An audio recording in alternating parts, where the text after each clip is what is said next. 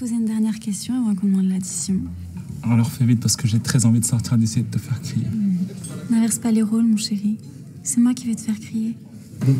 Je sais que tu baises la voisine tous les lundis midi pendant que je suis à la piscine, Dimitri. Donc ce qu'on va faire, c'est que moi, je vais aller boire un verre avec le serveur. Et toi, t'as 1 heure pour faire tes affaires et me laisser les clés sur le buffet. T'as compris? T'as compris? Oui. Perdu.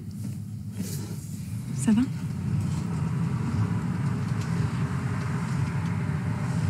Bien, bien. T'as besoin de quelque chose? Non, merci, je fume ma cigarette. Ok.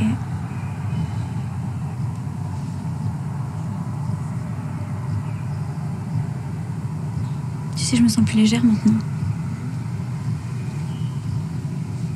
Je t'avoue que j'ai trouvé notre interview hyper étrange.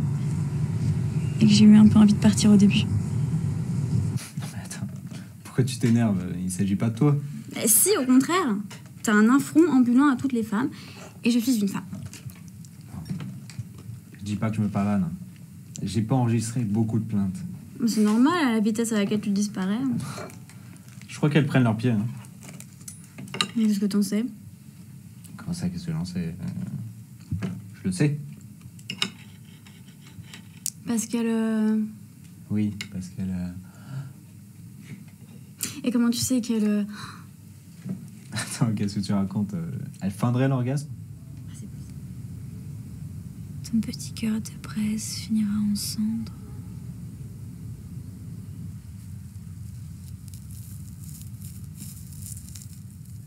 Tu sais que je dois partir bientôt. Non, mais arrête. si tu veux, Tu penses vraiment tout ce que tu dis là? C'est pour ça que je Tu suis me venu. fais chier. Tu me fais chier. Je suis venu pour ça. Mais ferme-la! Je suis venu pour ça. Chut, ferme-la! Tu m'entends quand je te le dis? Ferme-la! Mais je suis venu pour ça, vous avez... En tout cas, t'es très courageux. La chose qui me dérange le plus, c'est que la réalité est toujours pire que tout ce qu'on voit dans les médias. C'est quoi le sens de la vie pour toi? Tu n'as aucune raison de te sentir coupable de ce qui s'est passé. Aucune raison. Tu étais le champion. Tu as fait ce que tu devais faire. Ce que moi et tous les autres t'encourageons à faire.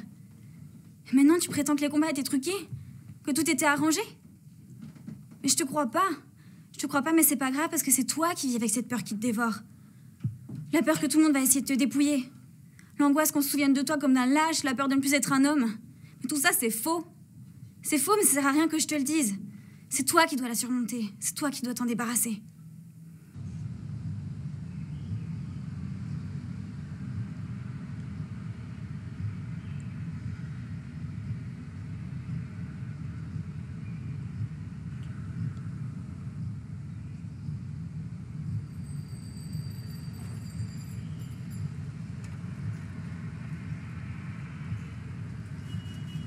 J'ai du scotch, j'ai de la vodka et je crois même que j'ai du chablis au fond. Arrête tes conneries, tu veux?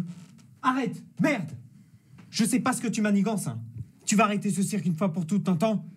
Non, j'arrêterai pas.